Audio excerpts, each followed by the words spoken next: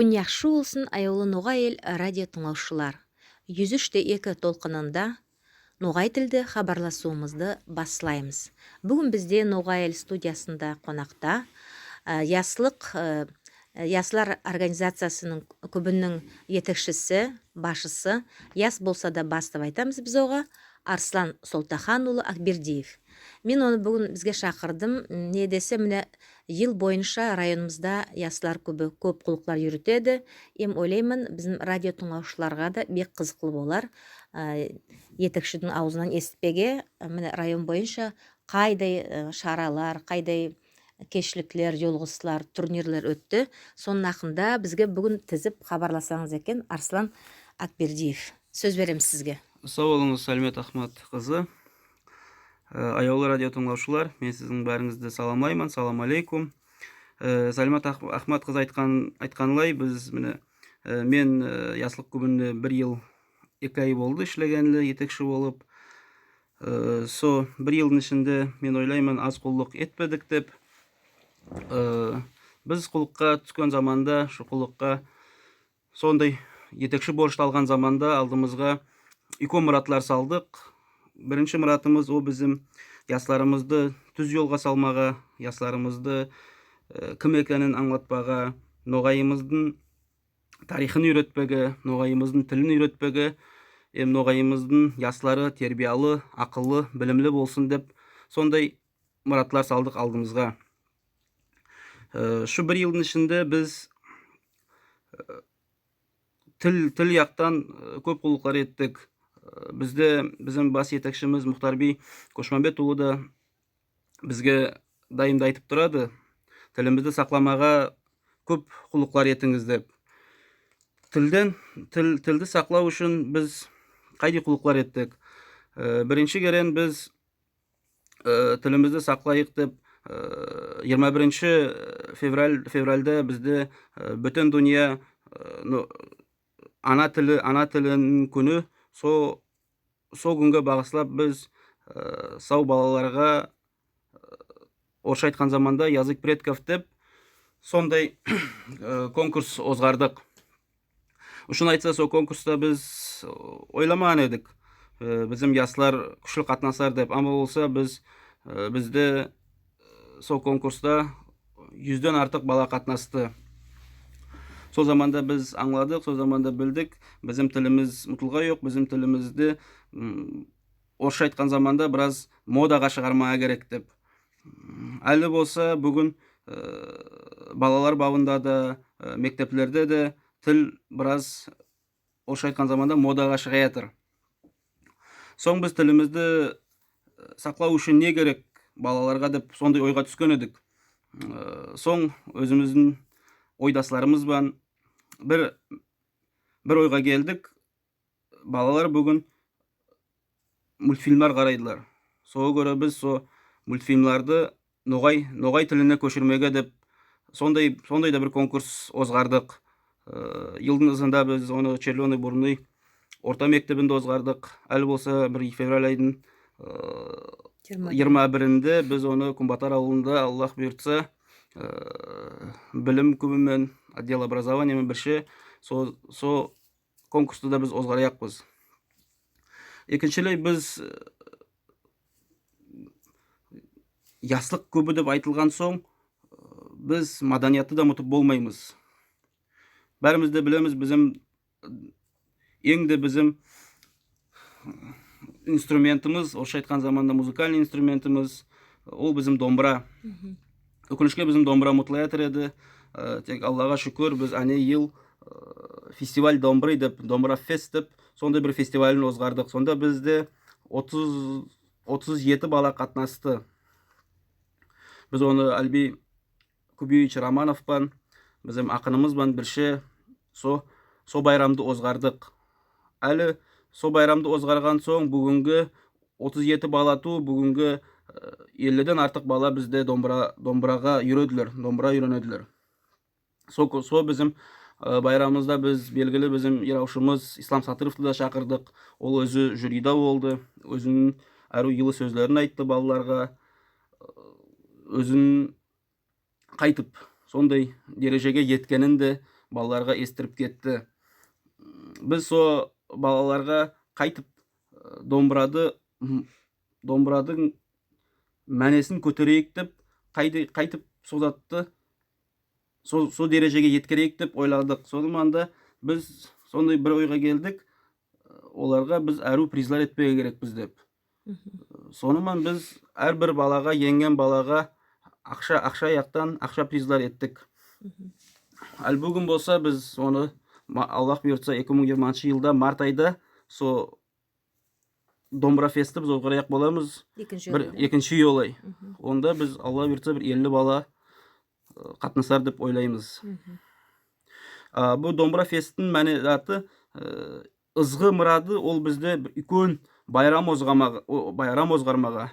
Районымызда тұл, тек сау бүтін Россияда, бүтін дүнияда, біздің ноғай халқымызда ер жүзінде домбырашылар келіп, сонда қатнасып, біздің ата-бабаларымыздан қалған эпосларды, дастанларды оқып, сонда мұтылып бар жатырған біздің сазларымызды шалып, сондай дәрежеге біз етпеге Аллах бұйыртса керек, біз 5 жылда. Ол салынған мұрат, о 5 жылға салынған. Аллаға шүкір, бүгінгі біз 1 ел озғарған заманда 30-ға юқ бал, 37 бала қатнасты. Екінші ел етеяқ заманда біз қарап тұрмыз 50 бала. Білмеймін, бұл Анил өкінішке біздің белгі яушымыз Арсланбек Сұлтанбеков келе алмады. Бұл Аллах бұйыртса, оның заманы болса, о да келіп қатнасармын деп бізге өзінің сөзін айтқан. Машалла. Тағы да біз тарих, ноғайды ноғай етіп қалдыру үшін нес керек? Тарих керек. Со тарихты сақлау үшін балаларға біз түрлі конкурстар етпеге бізге түседі. Мысалы, біз брейнринг озғардық. Брейнрингта бәр мектеплердің балалары да қатнастылар. Онда біз өзіміз Дағыстан историясынан, Русия историясынан, Ноғай историясынан сораулар әзірлеп, балаларға сол сорауларды беріп, олардан жауапларын алып, бір сорауларды балалар біледі, бір сорауларды балалар өкінішке білмейді. Соның үшінде біз сондай ойынлар тез етсек, мен ойлаймын, біздің балаларымыз тарихты да әру білерлер деп. Бұл біз ойлаймыз, ноғай тарихына бағыслап сондай бір ойын озғармаға керекпіз деп. Ойдасларымызбен ойлаған заманда бір ой келді, білімлі бол деп сондай бір ойын озғармаға. Тарих бойынша да? Тарих бойынша, орысша айтқан заманда интеллектуальная игра, білімлі бол. Не үшін біз білімлі бол деп атын да түрлендірдік. Неге десе, бірінші мұрадымыз о біздің тарихты білмеге, екінші мұрадымыз сол себеппен білімлі бол деген атыман біз тілімізді сақламаға деп кішкей құллық етейік дедік. Ноғай тілді болайық. Ноғай тілді болайық, онда положениесі бар, положениесінде орыс тілінде де, ноғай тілінде де ярайды сөйлемеге. Біз оны Аллах бұйыртса, шу айдың ішінде біз оны етпеге ниетленіп тұрмыз. Соң біз бұл мен көп ерлерде жүреміз, көп балалармен сөйлейміз. Әрбір балады көрген заманда оның атасының атын сораймыз, руын сораймыз, тұқымын сораймыз. Ама осы көбісі сол сұрауға жауап бере алмайды. Сол көре біз не етпей керек деп ойладық. Әр бала, әр ноғай бала мені де сөйтіп үйреткендер, ет атасын білмеге керек. Ет атасын білмесе, ол бір әкіс селекелікке түсетін болған. Сол көре біз не етпей керек, біз ет атасын білу үшін саға бір конкурс етпей керекпіз деп, біз сондай ойға түстік. Сонда біз ойлап шығардық, бір шежіре тұқымымның бір қазынасы, родословная одной из сокровищниц моего рода деп айтады, орысша айтқан заманда. Әлі біз оны шу айдың ішінде біз оны ярыққа шығарамыз. Әрбір бала мектеплерде сонда қатынаспағы болады. Онда шежіре яшамарек, терек ясамарек, со теректе ет атасын язбаға керек, соң өзінің руын язбаға керек, өзінің тұқымын язбаға керек, өзінің тамғасын ясамаға керек. Соң сол балалар келіп, жюри болайық, жюри сайлап алған балаларды, солар келіп өзінің жюридің алдында хабарын хабарламага керек, айтпага керек. Кайсы атасын биледі, кайсы атасы немен кәр шеккен, қайда жерде ішлеген, соғыс жылдарында болған ма, болмаған ма. Егер атасы соғыс жылдары Ұлы Оталық соғысында қатынасқан болса, сол атасының ақында айтпаға, атасы қайдай подвиг еткен, ноғайша Бәтірлік. қайдай батырлық еткен. Сол затларды олар бізге айтса, бек әрі оларды ойлаймыз. О заттың мұрады, сол конкурсты біз етсек, мен ойлаймын, әрбір бала өзінің ет атасын білерді ойлаймын. Ет атасы болмаса, үш атасын білетін болса да, о да үлкен құлдық. Өзінің аталарының тарихын білерді ойлаймын. И о зат олардың басында сау яшауында қалар деп мен сенемін. Бек әлемет, бек қызықлы ойлаймын. Не десе, Алла ақиқатлайды, бұл іштелігі бай бұл заттың. Сіздің мұрадыңыздың, не десе, ұшын айтсам, дұрыс айтасыз, мені атаның атасын сораса, тоқымының несін, тайпасын несін білмейді балалар. Біраз қызықсынар еділер, да? Тағы да біздің яслық көбіміз ол спорт яқтан да кәршегеді. Біз аз туыл, көпті туыл керек, өзіміздің алдымызға салған, 2019 жылға салған мұрадымызға еттік деп айтпаға боламыз. Көп турнирлар еттік, футбол болсын, волейбол болсын, тайский бокс, борьба, сондай спортлардан біз турнирлар етіп кеттік.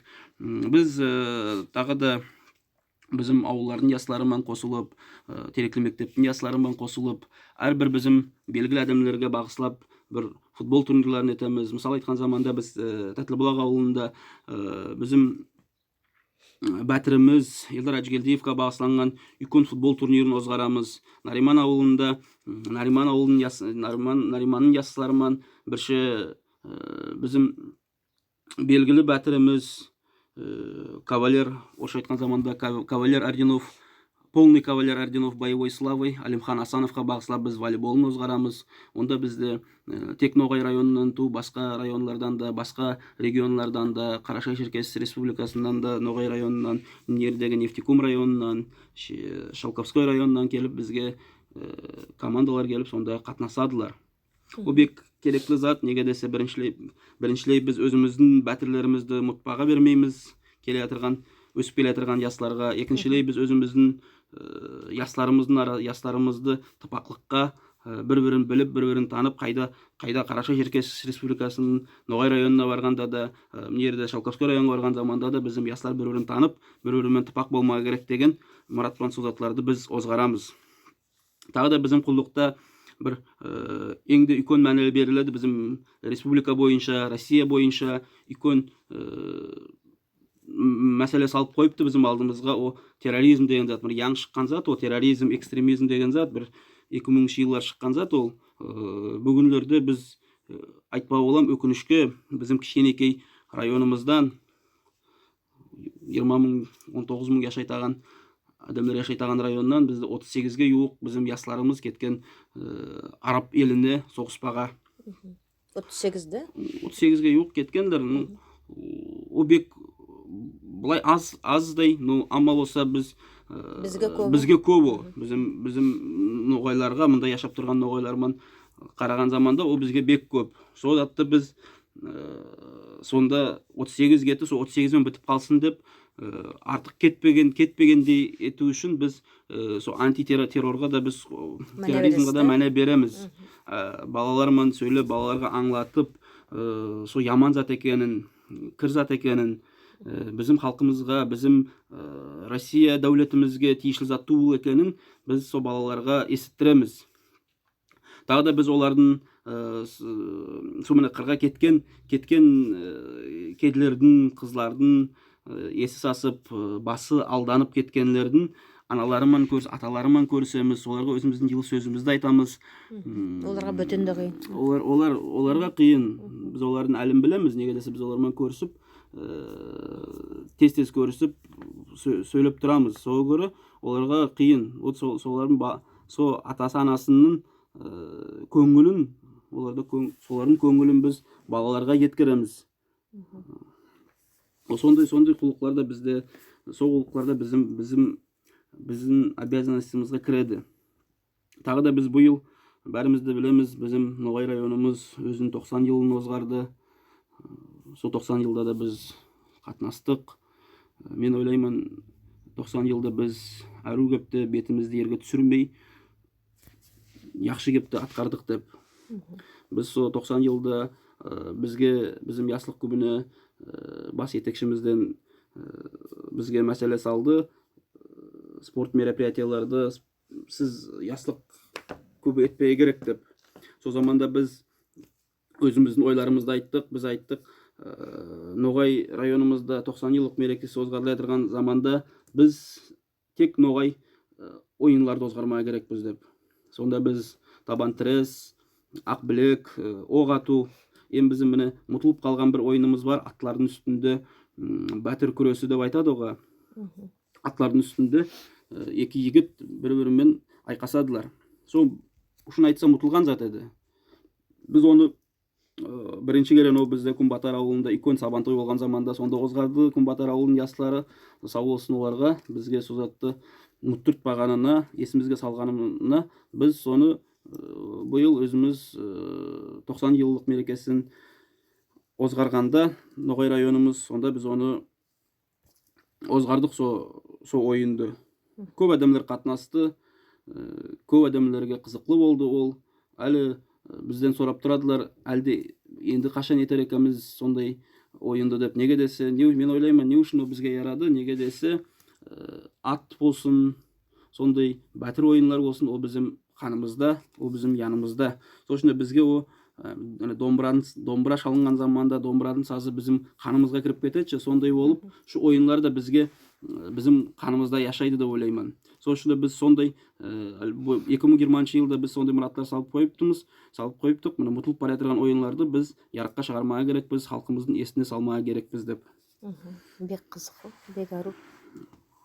Соң біз тағы да мен ойлаймын, біз ең үлкен мәне береміз bizim бәтірлерімізге. Міне яшаудан кеткен бәтірлеріміз біздің оларға біз көп мәне бермей керек. Біз мектеплерде балаларға ашық дерістер етпей керек. Біз сол бәтірлерімізге бағысланған.